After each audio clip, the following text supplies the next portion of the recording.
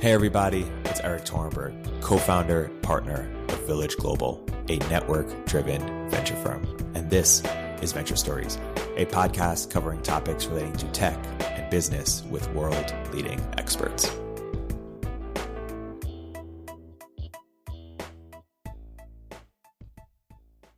Hey everybody, welcome to another episode of Venture Stories by Village Global. I'm here today with a very special guest, Scott Belsky, a friend of mine and a friend of the firm. Scott, welcome to the podcast. Thanks for having me, Erik.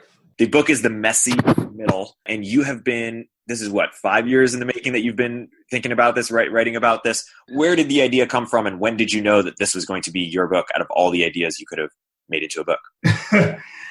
Well, this started as an organic effort, capturing the gems that meant something to me, whether it was in a board meeting or on a 1 a.m. conference call with an entrepreneur, or sitting with a product team, making a decision to kill something, helping a founder, shut down his or her company, and a lot of experiences on my own, going through a 5 years of bootstrapping, venture-backed company, getting acquired, joining a VC firm as a general partner, going back into product, and leading culture change. It's sort of been like a ongoing effort to capture the little things that I think about or observe.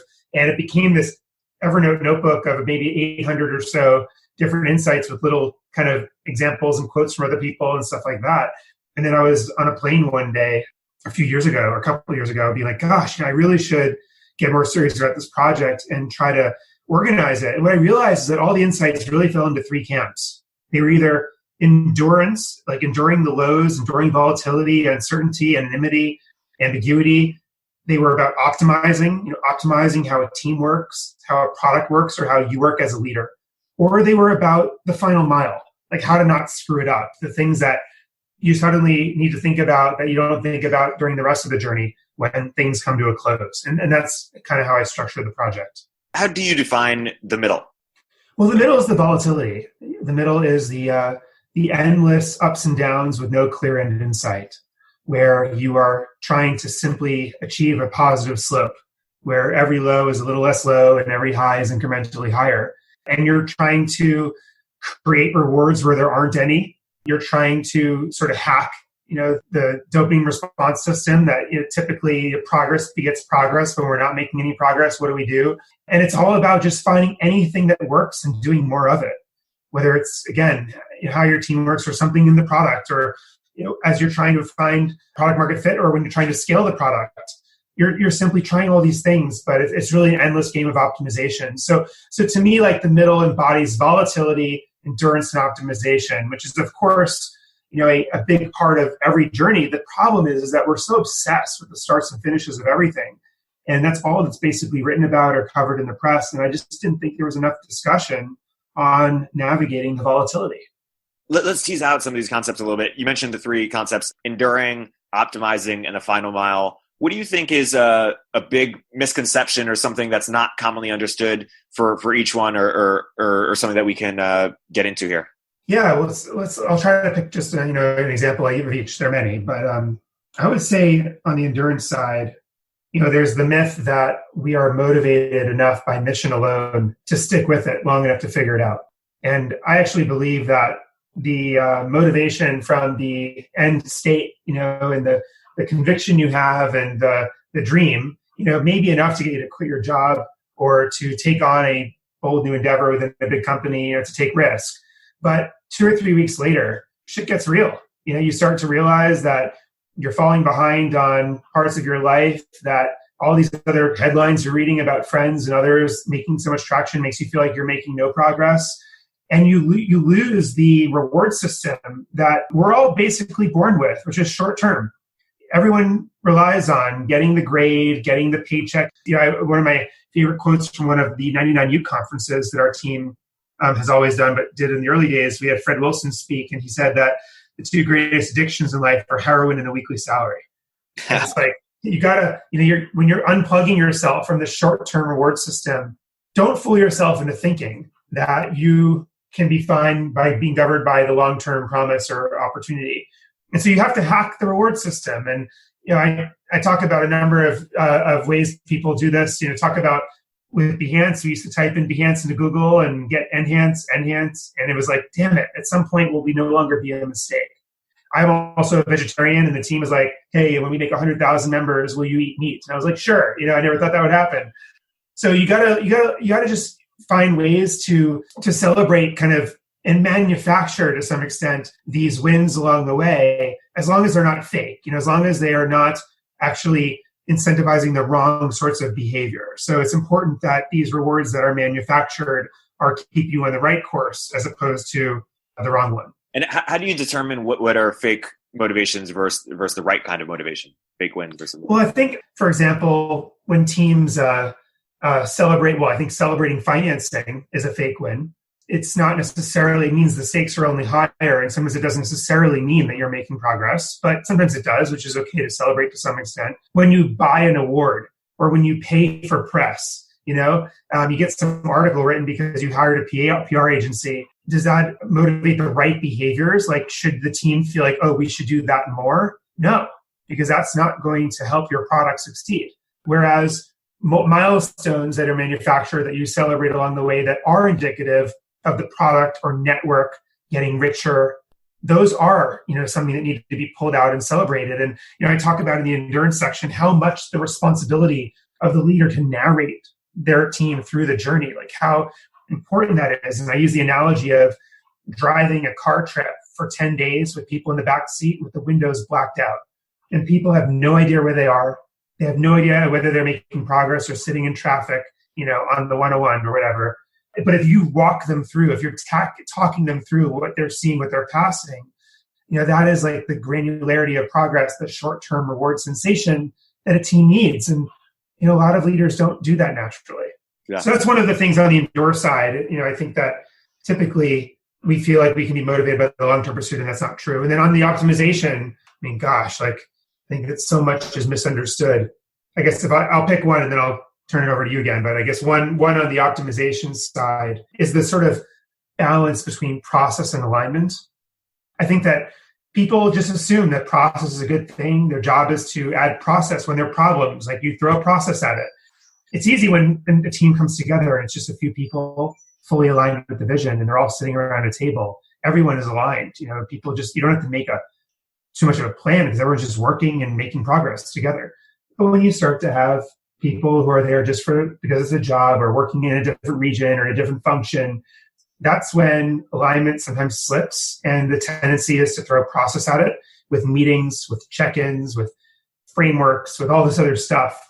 And the problem is that slows down teams. And so I think one of the things I thought about a lot in the optimization category is, how do you make sure that leaders do other things to achieve more alignment before throwing more process at the problem? And one of those things, by the way, is design. That beauty of a prototype that's just worth 1,000 meetings, because everyone just sees the value proposition as opposed to debates it. I think that those are some of the tricks you can use to use alignment as opposed to more process. Yeah. I wanted to touch on one of the things you read about in the endurance section, which is when to keep going versus when to pivot or when to kill something. Talk a little bit about your framework for that and how that's evolved over time, because a lot of big companies today, or some of them look like Slack, for example, obviously look very different from where they started. How do you think about that? Sure. It's a great question, because I think, especially as investors, one of the most common questions we get from entrepreneurs as seed investors, hey, should I quit this or should I stick with it? It's a year and a half in. We tried the product in 2 different ways. It hasn't worked. What should I do? And how many entrepreneurs are in that moment where they're trying to make that decision? And to me, it's really less about how hard it is at that moment and whether there's lack of hope or not. And it's more a test of how much conviction you still have in that end state. When you start something, you have a lot of conviction for the way the world should be, or the way that industry should be, or that problem should be solved. And then as you go about it, you either gain or lose conviction based on what you're learning. And a lot of people lose conviction. They are like, oh, actually, it's different than I thought, or the market dynamics are actually quite the opposite of what I anticipated, or whatever. But they feel like they just need to stick with it because they committed, because they raised money or whatever else. My attitude is, if you've lost conviction, quit. Do something different. Life is too short. Everyone will understand. However, if you have just as much, if not more, conviction in that end state based on what you've learned, but you still have not figured out product market fit. You're still going back and forth with different ideas. You're still struggling on the go-to-market. Stick with it. I mean, you're just in the messy middle. It's just a matter of managing the volatility. Are there any lessons from the Prefer experience? Yeah, sure. So, Prefer, just an awesome team. It was an idea that I originally had and met Julia, who was a CEO. The team came together to solve this problem around independent professionals and how they build their businesses through referrals. And, it's actually a good example. I think that there was a tremendous amount of conviction in that. And the team spent almost 3 years trying at least 3 completely different approaches to solving this problem. And while the conviction of the independent service economy being a big business, I don't think that ever was lost in the process, the team did start to lose conviction in the kind of marketplace for referral idea based on a number of experiences the team had in the series of products tested. And it was one of those things. And actually, Julio and team decided to shut down the company with at least 30% of the capital left and return it to investors. And it was one of those moments where as a board member, I was like, okay, should I just keep pushing and encouraging the team to stick with it? Or should I really tune into what they have learned and whether their conviction is higher or lower than it was originally about the plan? Yeah. Sometimes it's easier when it's not working versus when it's working, but it's not working great. And there's something else that you could be doing that could be working phenomenally well, but the thing you're doing is working enough that you still believe in it, but might have a upside that's capped. How do you wrestle with that? Once you feel like it's just good enough, I find that you start losing great people. You certainly can't recruit great people. If your growth is subsiding, as entrepreneurs and investors, by the way, we're in a business of exceptions. We're in a business where you are doing something that is a bit contrarian or something that is at first extraordinarily naive and then just turning it on its head.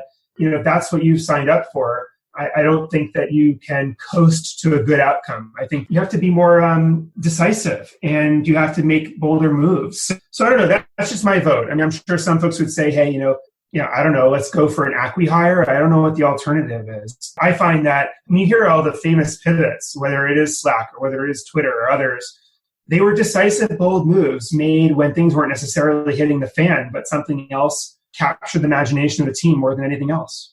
Yeah. One thing I also want to cover is something you write in the book is about friction. You talk about friction brings us closer and how we need more friction in our lives, not less. And I've been thinking, maybe it's in different contexts, but in context of working relationships, how if you are frictionless, if you come on time, if you don't start drama, if you just make it easier for people to engage with you, you'll get more done as a team. I know you mean something different by it, but talk about sort of the tension between friction and frictionlessness. Yeah, sure. And, I'm fascinated with friction because it's something we try to always eliminate in our lives, in our personal lives, in our professional lives, and in products, by the way. We're always trying to remove friction.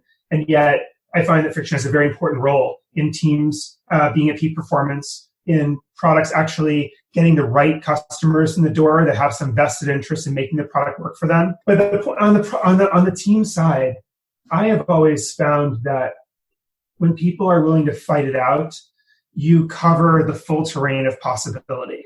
But when people start to show apathy in the sense of like, oh, I'm fine with whatever, like I don't want to have this hostile environment, so I'll just like go with whatever.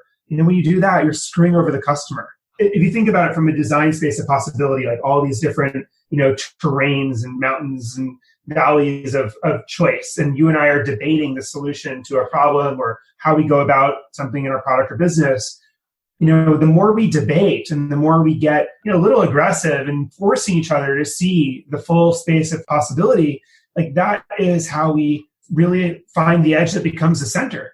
But as soon as one of us just quits, that's gone. And so how do you have a culture that fosters friction? How do you hire people that can sustain and contribute to friction to some degree? And also, how do you not make it personal? But that was always important to me. Behance, we were, especially in the early days, we had a lot of fighting. And I've been part of many startups that had, vociferous debates, about different choices. But the teams were either killed by it or made much stronger in each case. Yeah. Another thing you talk about in the book is self-awareness. And you talk about, balancing intuition and data, when to go with your gut, when people might not agree. And I find it interesting because there's one is evaluating your own epistemic status, which is like, being self-aware about how much you know versus how much you don't know. But then there's sort of a question, which is, are you even good at evaluating how much you do and don't know to begin with? So it's sort of like multiple abstractions of self-awareness that are needed. How do you think about broadly, like when to balance intuition and data and when to trust yourself versus trust others? Yeah, well, it's kind of goes back to my belief that the science of business is scaling and the art of business is the things that don't scale.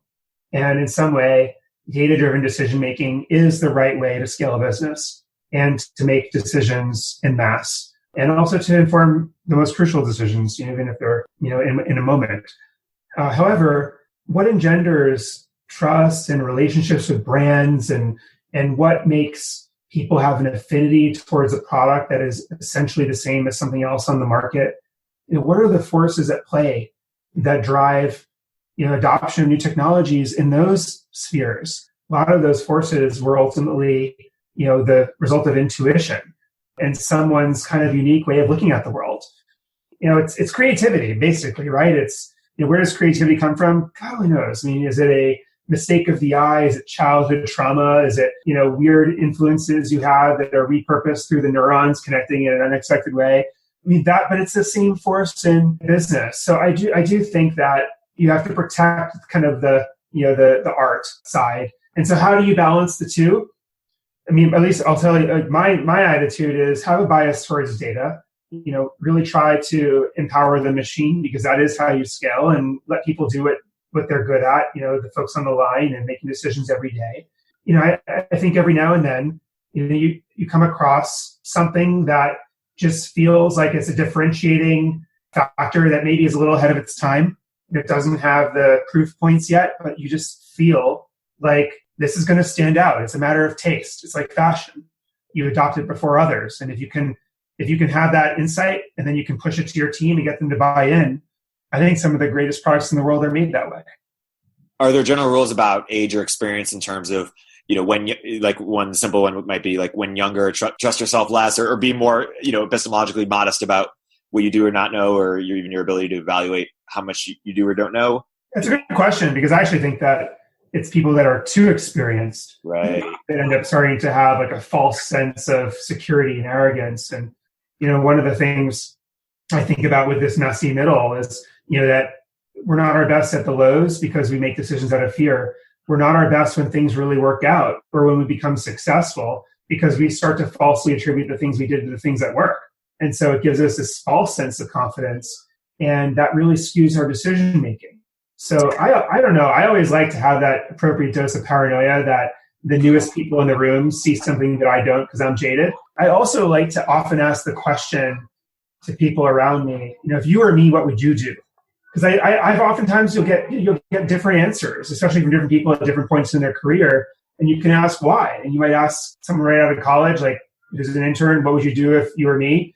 And they might say something completely ignorant and naive, but there also might be a element of, like, I see how you see it. I would never have seen it that way because I've been in it for too long.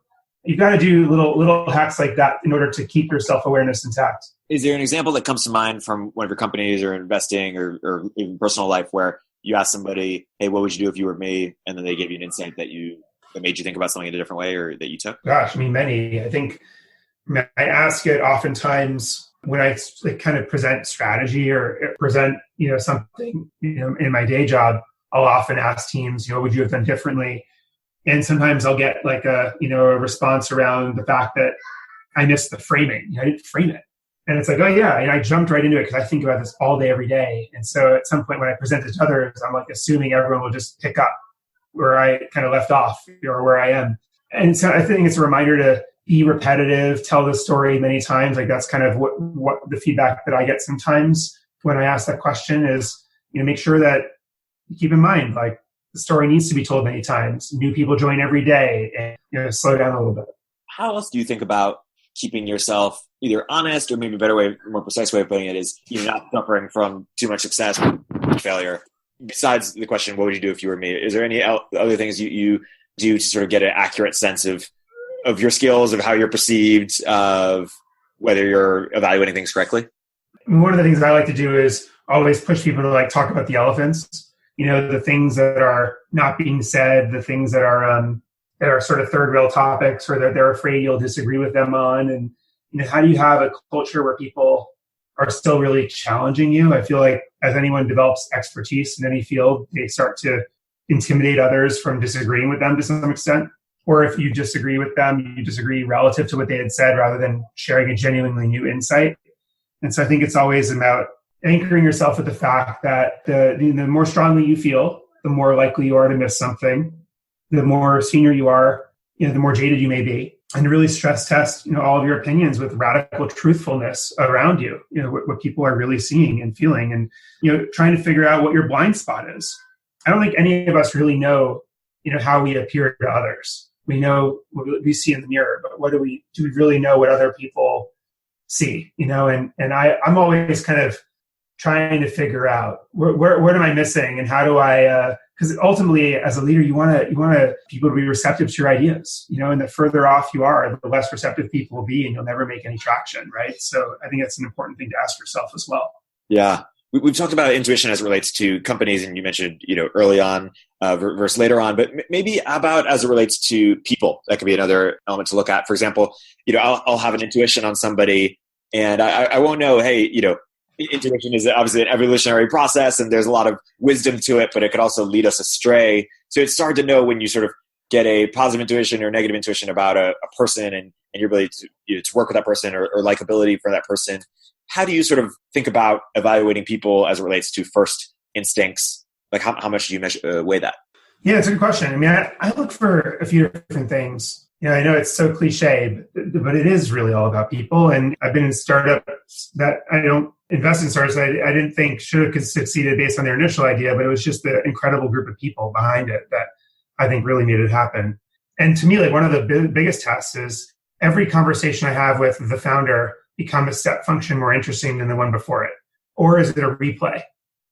I think it's interesting to have a really great pitch and a conversation with somebody, but the next time you talk to them, is it sort of the same, or do you just go to a wholly different level? And to me, that's a great litmus test, because not only will they do that with you, but they'll do that with their team, and they'll do that with the way they're thinking about the product. And that is, I think, such an important trait to look for, in a founder. So another thing I think a lot about, especially as an investor working with founders, but also hiring product leaders for teams, is you want people that won't overly polish or promote the truth.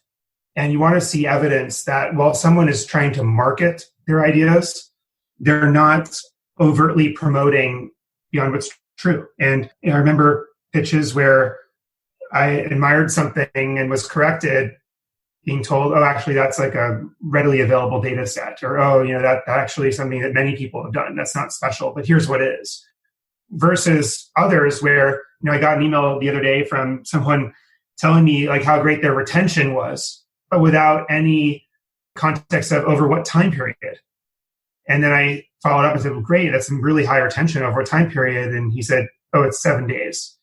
I'm like, why? It's just, you lose some confidence, in the founder when that sort of thing happens. So I also, aside from the step function, more interesting test that I shared with you is also measuring, is this person a promoter, or is this person someone who's going to say it like it is also a great marketer, but when shit hits the fan, 2 years from now, this person will be talking about what's not working as opposed to making it seem like it's still working.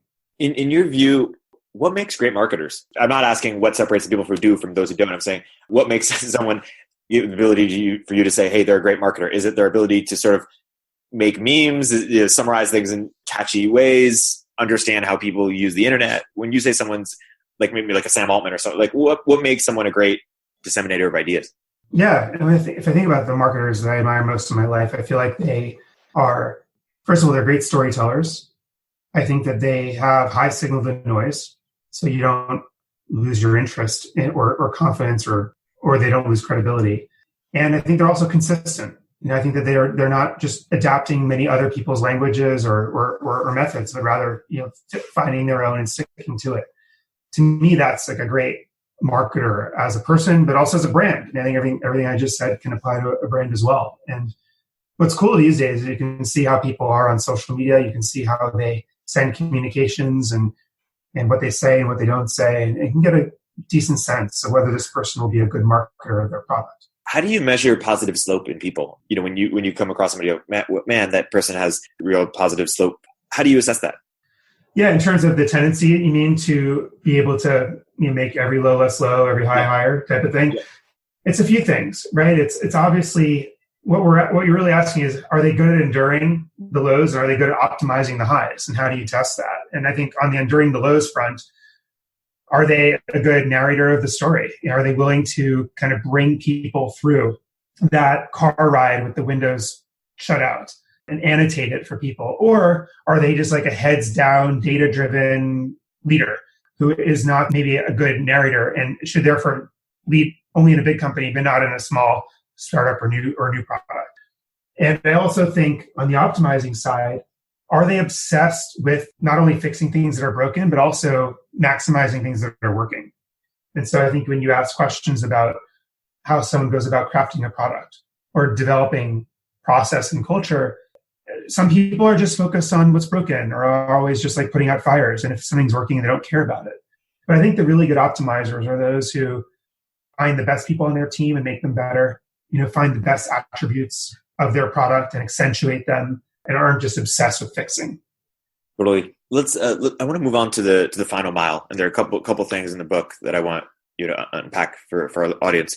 One was how you approached the sale of Behance and how you chose to not to travel that mile alone, and then also talk a little bit about how certain behaviors of some of the employees were sort of self-sabotaging in a way.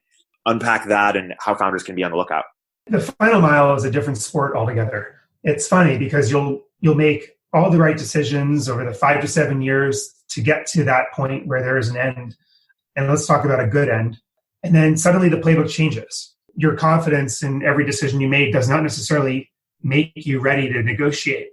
It doesn't make you ready to figure out how to integrate a company. It doesn't make you ready to figure out how to communicate this to your team. And everything just suddenly changes. At least it did in my experience. And so for me, the calculus of going through an acquisition as opposed to raising our Series B and Series C, keep in mind Behance was 5 years essentially bootstrapped, 2 years as a venture-backed company. And the way I looked at it was, all right, there's 3 factors here.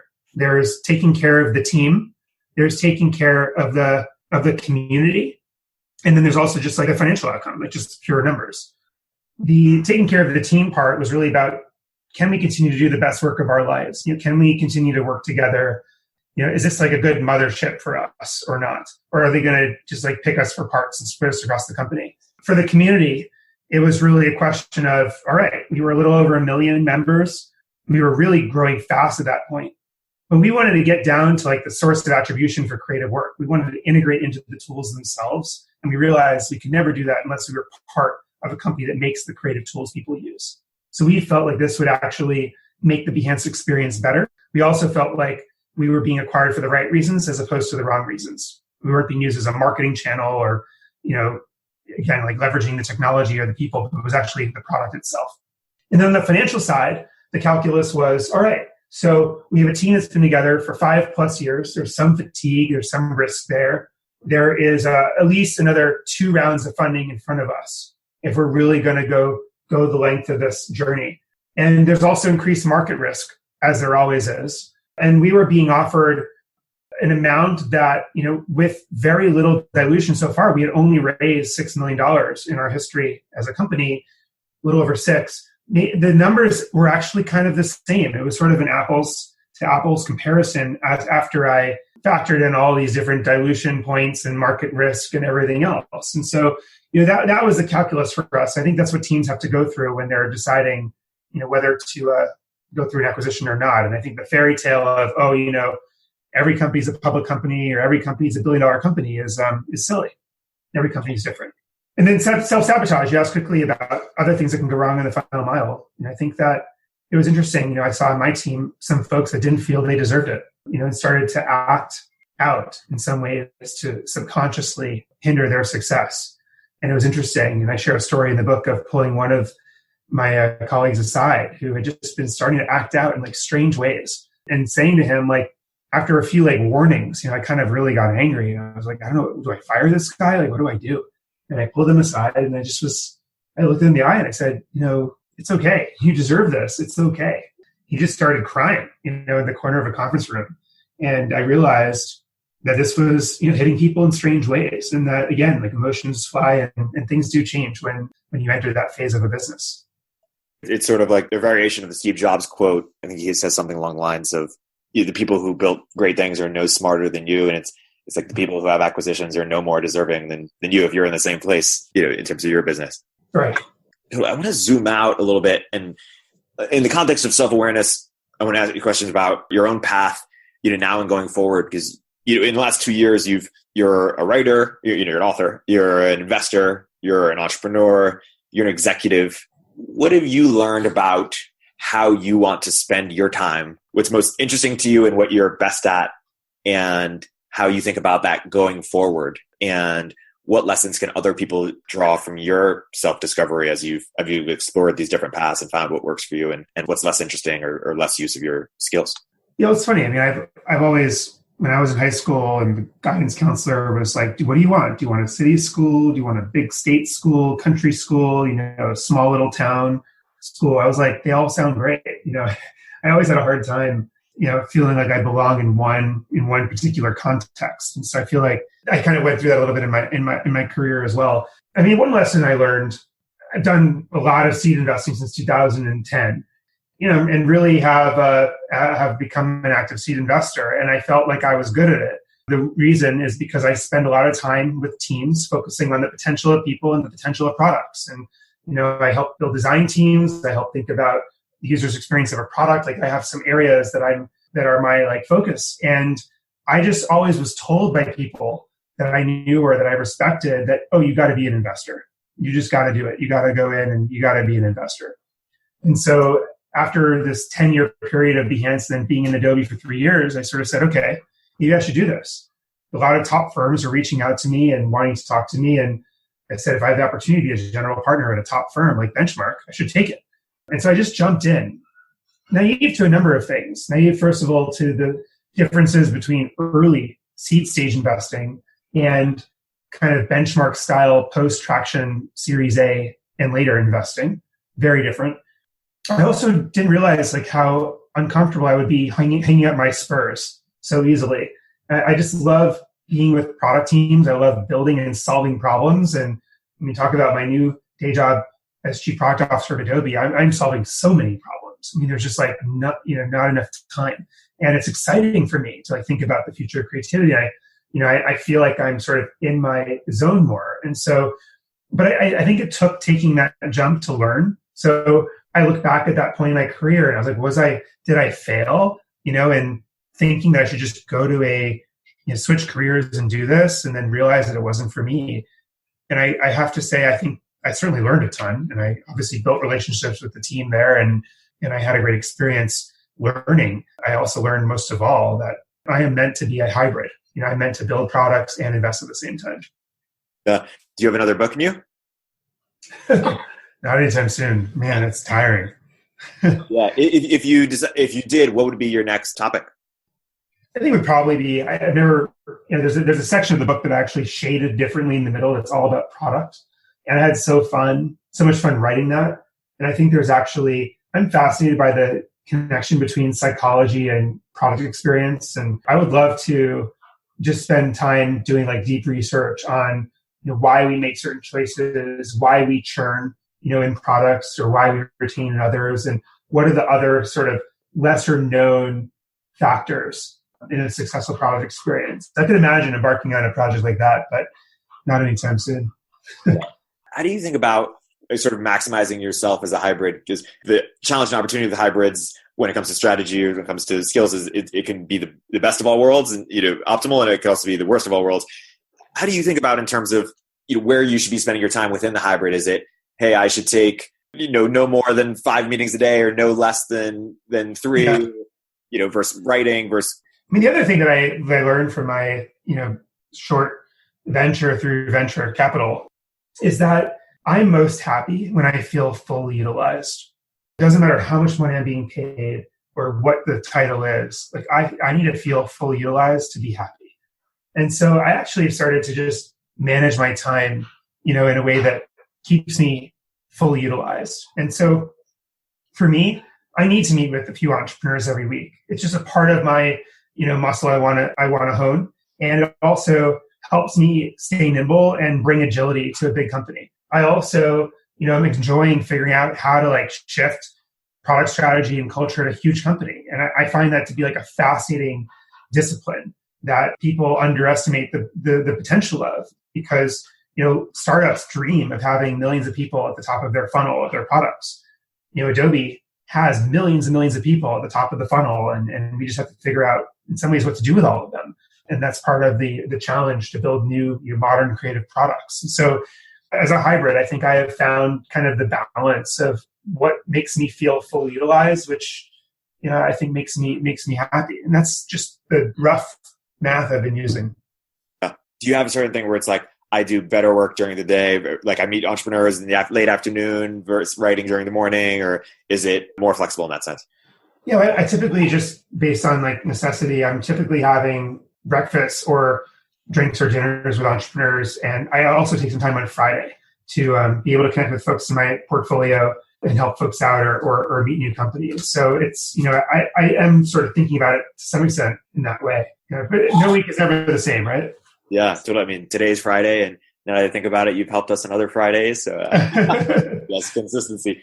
So yeah, with just a few minutes left, I think one question I want to ask is about putting your investor hat on, your entrepreneur hat on. One thing I think that's a little bit underexplored is where to build companies. A lot of talented people who have sort of generalized skill sets don't necessarily have the skill to sort of evaluate markets or think about startup ideas. How do you advise entrepreneurs to think about ideas should they have top-down, analyses of markets in the way that Keith or Boy is pick a market that has low NPS and is fragmented and build a solution? Or should it be more, oh, hey, this is an interesting feature that could be, how do you think about that? Well, a few thoughts. One is I think that the best products in my experience are built out of empathy for the customer suffering the problem as opposed to passion for the solution.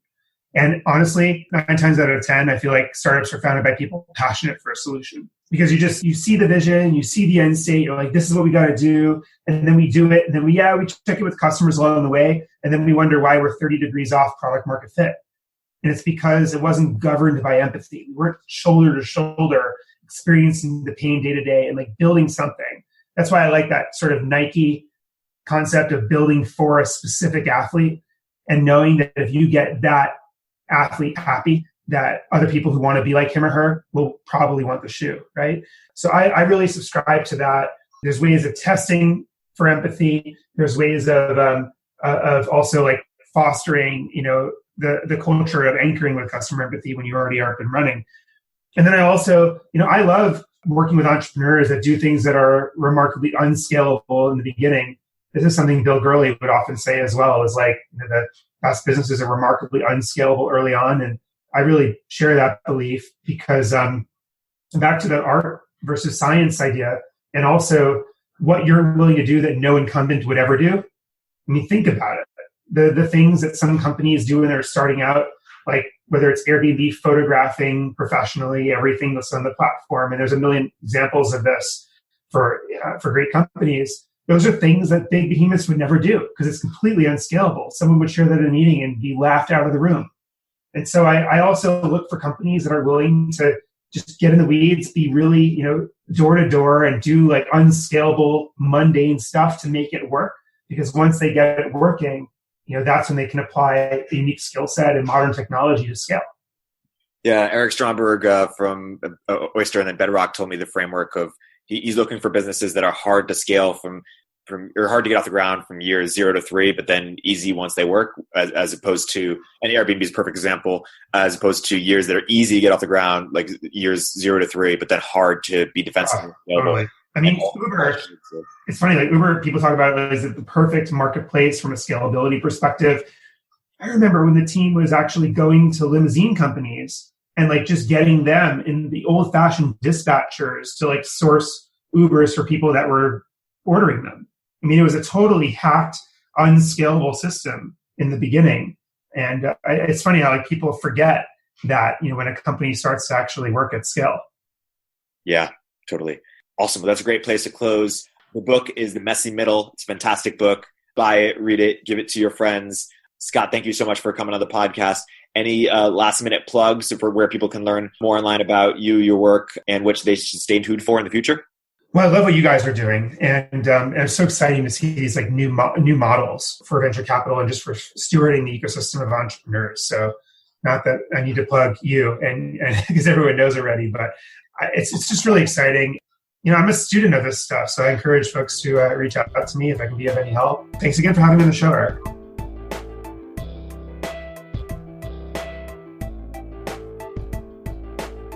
If you're an early stage entrepreneur, we'd love to hear from you. Please hit us up at villageglobal.vc/network catalyst.